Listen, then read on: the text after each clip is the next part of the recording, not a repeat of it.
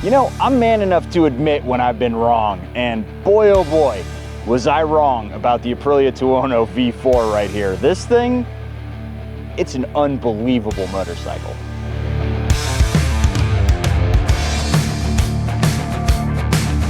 Alright, that opening argument requires context. As many of y'all might remember, I got my start over on YamiNoob, and with the giveaways we were doing at the time, it was basically a revolving door of top-tier motorcycles. There are a few bikes that stood out to me. The Ducati 1098 was a giant Italian banana boat and also one of the most comfortable and torquey supersports I ever got to ride. The ZH2 had a supercharger and wanted nothing more than to rip your arms off, and my personal favorite was the Iron 883, which we put a 1275 kit on. But when it came to the Aprilia Tuono V4 Factory, I said that it was one of the greatest naked bikes that you don't want. That video's still up over there if you want to go check it out, by the way. The thing is, I failed to understand that the bike's motor isn't really the standout feature. It's awesome, don't get me wrong. I mean, let's get this thing out in the twisties.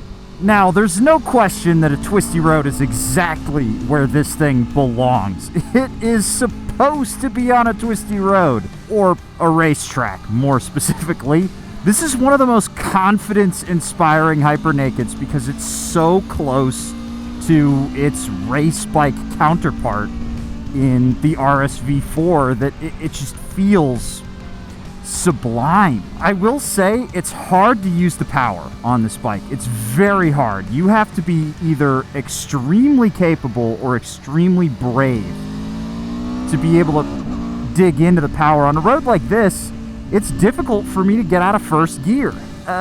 It kind of feels a little bit like a super scooter, but you know, at least first gear's a lot of fun. And that's where 2 years ago Spite stopped his analysis. It was a one-note pony that was too fast for me to understand. It wanted to accelerate and do nothing else, and to top it off, it was uncomfortable versus a lot of the other hypernakeds in the category. Sure, it was nice, but it didn't matter because I couldn't access the performance. Now, I have spent 600 miles and a full week with this motorcycle, and I gotta say, I've completely done a 180 on this motorcycle. This is one of the most fun, most enjoyable hypernakeds on the market, and this factory edition right here, boy oh boy, is it something special.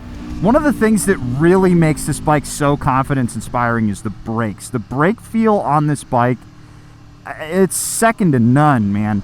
These Brembos are phenomenal, and the master cylinder, you can really wail on it. Here, it's going to straighten out on the other side of this corner.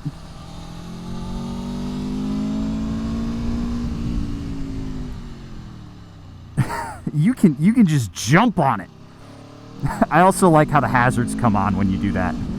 You're also serenaded by a freaking symphony every time you get on the gas. Whoa, that's a lot of torque. Every now and again, it will spook you because this thing revs up so fast. But I think one of the understated features on this bike, one of the things that I used to think was, who gives a crap, has to be the suspension. The suspension on this bike, it feels like I'm riding a magic carpet, and that's down to its semi-active components and its algorithms and all of that stuff. And honestly, we actually need to take a second and talk about how this suspension works. The first motorcycles that featured semi-active suspension were the 2013 Ducati Multistrada with its Ducati Skyhook suspension, and the 2012 BMW HP4 with dynamic damping control. Regardless of what acronym the manufacturer chooses, they function similarly. What it boils down to is a bunch of valves inside the shock and the fork that can be controlled by the ECU, making changes to the suspension's rebound and compression in milliseconds. Now, this is the part that confused me. What's the difference between a semi-active system and a fully active suspension? Well, fully active suspension, as far as my limited Googling can tell me, uses a system of electromagnets or hydraulics to control the relative position of the wheels versus the rest of the chassis. There's no springs in that system at all. Thanks, Cycle World. If that sounds like a stupid, crazy, expensive system, you'd be right, and that's why it's not on motorcycles. That's where semi-active suspensions come in. The best way I've had this explained is that it's essentially reactive and predictive suspension. What it's doing is it's reading the road conditions that you're currently riding over, and it's predicting that ahead of you the road is going to be similar. Now, if you've been going over a lot of smooth pavement, you'll notice that the valving gets stiffer. That's because the bike assumes the road ahead of you is going to be as smooth as what you've been going over.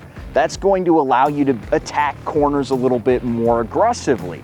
However, if you start hitting some rough patches, the valving will change so that you have a little bit more softness in the suspension and you're not getting those big jarring hits. It's a surprising comfort feature that we're going to talk about a little bit later on, because this bike's ergonomics, they're a lot. This thing has a 33-inch seat height, but the seat is wide and that forces your feet out to the side.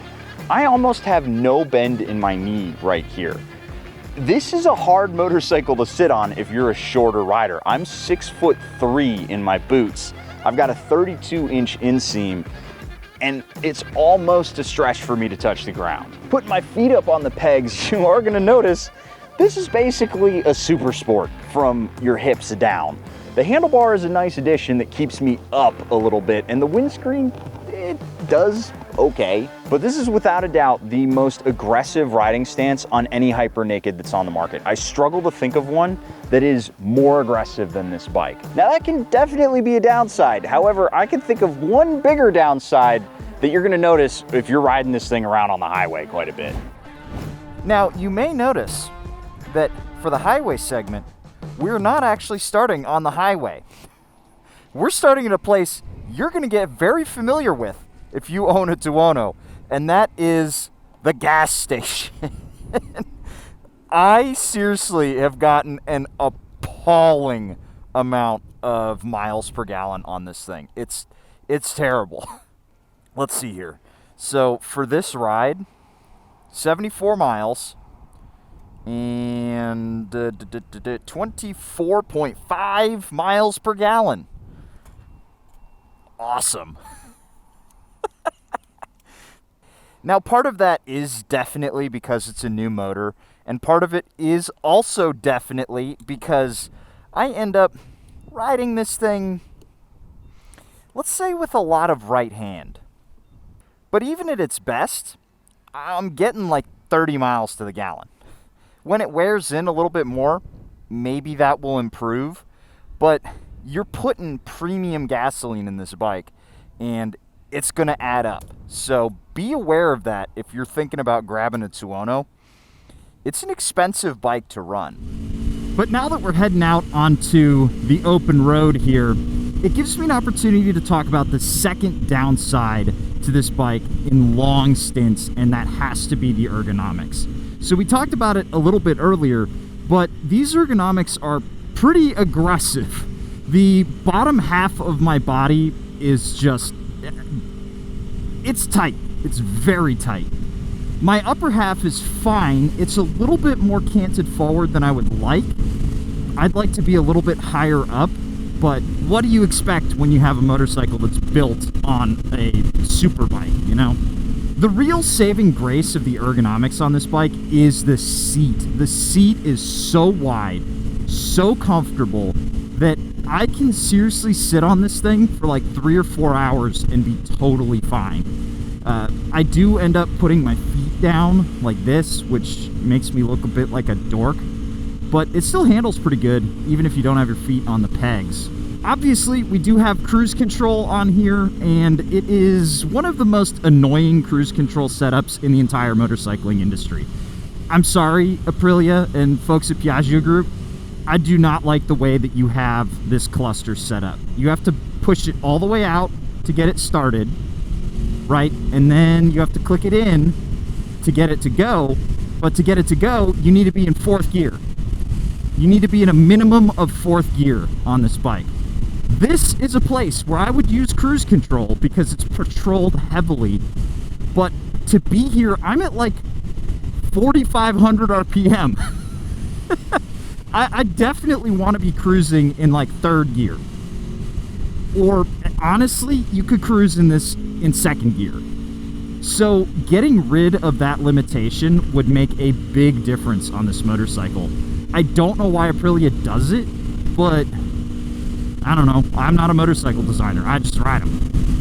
The last thing that's just absolutely awesome on this bike is because this is a V4, which is an inherently very well-balanced motor with not a lot of vibration, and we have this semi-active suspension. It's like riding a magic carpet, man. This is the most comfortable ride I've ever been on a superbike. I don't get big jarring bumps because the suspension is super tight. It's way more comfortable than it has any right to be. And because it has these creature comforts, it does make up for the aggressive ergonomics ever so slightly. I could spend hours on this thing and feel fine. I wouldn't want to be on it all day, but I can definitely be on it for a couple of hours. Last thing I want to talk about here is the competition, because when it comes to hypernakeds, you want to make sure you're getting the best of the best. They are, after all, just about flexing. Let's start with the Ducati Street Fighter V4. I don't know what Ducati's smoking, but the V4S with the same semi-active suspension is an extra $7,000. Sure, it makes more power, but I don't know where they get off charging $22,095 for a base model bike when the Aprilia V4 Factory comes in at $19,599. The Kawasaki ZH2 is another good competitor coming in at $18,500. It makes more power, but it's only got fully adjustable suspension versus the semi-actives. If you don't care about that, I would still recommend the base model Tuono at only $16,199 because it's better looking in my opinion. Though that supercharger flutter is something truly special. No list of hypernakeds would be complete without the KTM Super Duke, which makes a little bit more power and a boatload more torque. As a taller gentleman, the Super Duke is one of the most comfortable hypernakeds out there. For 2024, you've only got the Evo R starting at $21,499 with WP's semi-active suspension, and that LC8 is to die for. I really can't pick between these two since I love both platforms so much, but looks-wise, the Tuono is a clear winner if that stuff matters to you. Lastly, let's look at the Yamaha MT-10 SP. This one is tough. It's a little down on power versus the Tuono, but it's cheaper with the same semi-active suspension at $16,999. Once again, Yamaha's Hypernaked proves to be the best value for the dollar, but you have to co-sign on a motorcycle that looks like Optimus Prime fell into a blender. And while I do have to give the nod to Yamaha when it comes to comfort, I'm gonna be honest, you really can't go wrong with any one of these motorcycles. They're all phenomenal, even if you have to get a second mortgage and sell off your firstborn to buy the Ducati. Now you might have noticed throughout this video, I haven't really talked about any of the specs on this motorcycle, but do you really care that this thing has a 1077cc motor that's putting down 175 horsepower and 89 foot-pounds of torque while weighing in at 460 pounds dry? Honestly, when you get to motorcycles like this, the specs become irrelevant. I know it sounds crazy, but I've ridden enough of these super fast motorcycles to know that the difference between 200 horsepower and 175 horsepower is just a matter of degree. But the thing that really keeps coming back to me is every time I get off this motorcycle, I can't help but adore it. This thing, especially in the Ultra Gold colorway, it's astonishing. In the sunlight, the metal flake, it's literally Harley Davidson good. And I know a lot of people out there are gonna think that's a dig because I'm saying that Harley Davidson has really good paint, but they do. But it's not just the looks of this thing. I've been riding it around, and despite the fact that it's a little uncomfortable on the highway, I can't get away from how much fun I'm always having on this bike. It's not perfect. The Aprilia cruise control, I hate the way that that setup is done. And honestly, it's a little hard to get in and change some of the settings. I haven't really figured it out because I don't have the owner's manual with me, but you really do need a freaking map to get in and understand the electronics. There's also the comically short gas mileage. I know if I was behaving better, I'd be able to get like 35 miles to the gallon out of it, but I don't want to behave. It's a Hypernaked. But that's where I'm going to kick the question off to you. What do you guys think about the Aprilia Tuono right here? Do you think that the factory is the one to go for, or would you go for the cheaper base model that doesn't have the crazy active suspension? Do you think this thing's just an RSV4 with a handlebar, or do you think, like me, that it's actually got a little bit more going on than initially meets the eye? Let me know all of your thoughts down below, and a huge shout out to Aprilia for letting me break this thing in for them. This is actually a part of their Aprilia Racer Day fleet now. This thing was at COTA, and now it's currently on tour throughout the United States. And if you want to ride this thing at a racetrack, you can. Click the link down in the description below to check it out, and I'll catch you guys in the next one. See you later.